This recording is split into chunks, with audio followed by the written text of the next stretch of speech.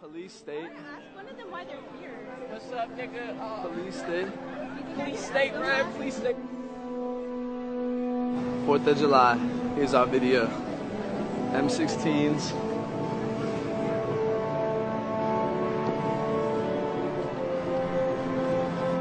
Because we don't live in a police state, sir. Martial law has not been established. November 1st could be a very, well, iffy kind of a day. And I'm not just talking about what many in the Catholic Church view as All Saints' Day. This could be all hell breaks loose. The door, sir. He's got his hand up. You're going to kick my door. You kicked my door down. You kicked my door down. Get on the ground. You kicked my door down. Yes, we did. Get on the ground. No, you have no right to be in here. You have no right to be in here. You have no right to be here.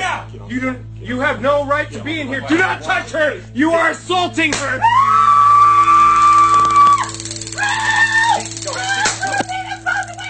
Security spending $80 million on a raft of armed guards to protect the IRS and other government buildings in New York.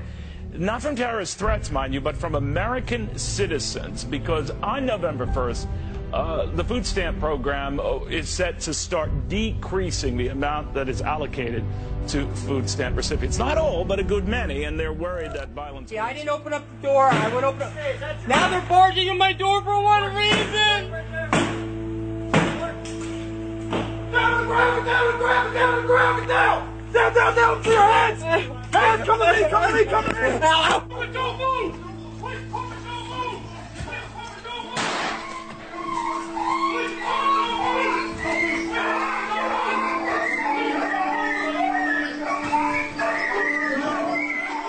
Story headline: Chase Bank limits cash withdrawals, bans international wire transfer. We'll see martial law take effect across the country. And more importantly, will people just accept it entirely out of fear?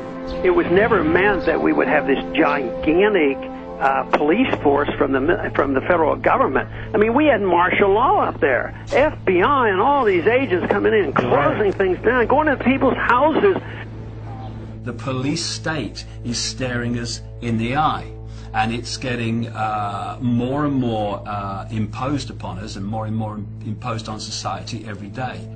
More and more people are waking up faster and faster and faster. I think it could very well come to that based on the things that are happening in the news, and we're seeing, you know, the collapse of our economy, so many different things happening. I have spoken with one federal agent, and the information succinctly boiled down is this. There is an event coming, Steve, in the very near-term future that is going to affect the United States of America to its very soul. That what is being planned, as you and I are on the air tonight, and what has been coming together into that old term, the perfect storm, is literally brewing right over our heads. It is and includes military maneuvers in the United States, military actions that are forthcoming, and that will be so deep and so penetrating that the United States will never be the same. We've heard about the NSA spying on us all and think, no big deal. I'm not a terrorist, so I have nothing to worry about. Think again. Because we are all potential terrorists, according to the American government. You can't just do these kind of things. And this one is not only repealing the principles of liberty, but it's destroying the Constitution. All of these invasions of our personal privacy under the guise of protecting us, they're just wrong. And it's no longer about keeping us safe. This is about keeping us safely under the government's eye. And it is clear the government is watching all the time. Oil looks higher. Gold looks higher, currencies look weaker. More about this currency crisis you see erupting. What does that assume about what's going to happen to the dollar?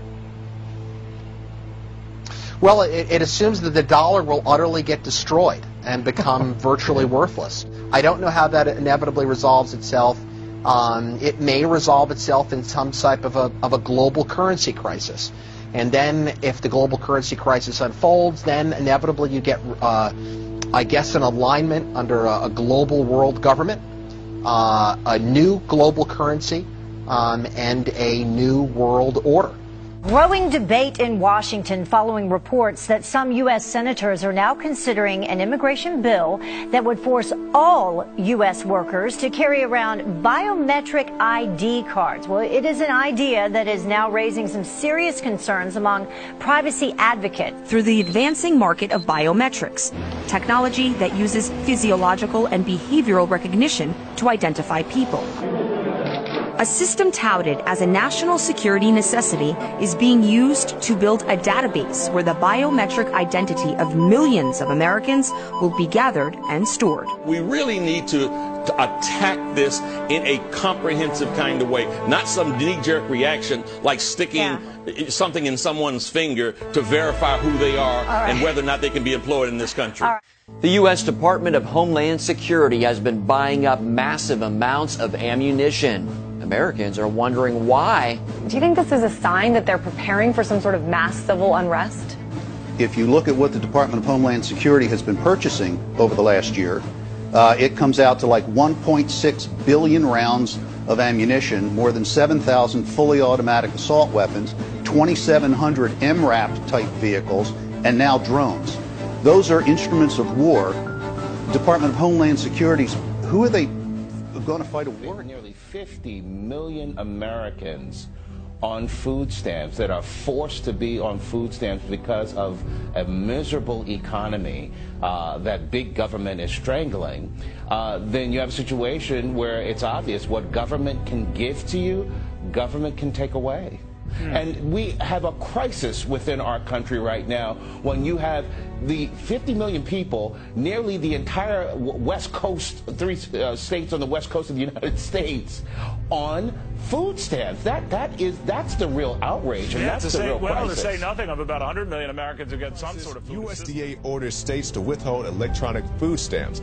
Now, we've seen the riots and the storming of Walmarts and so forth go on in recent days, and that's just a brief preview of things that could come if the food stamp situation Considering gets the fact that a 2-hour glitch in the EBT system led to many riots and looting. I participate in assisting the feds coming into states and going into homes and taking everybody's gun away. And I said I would not be a part of something like that. And I said one of the reasons is I wouldn't want to get shot, because the American people are only going to put up with so much before they push back.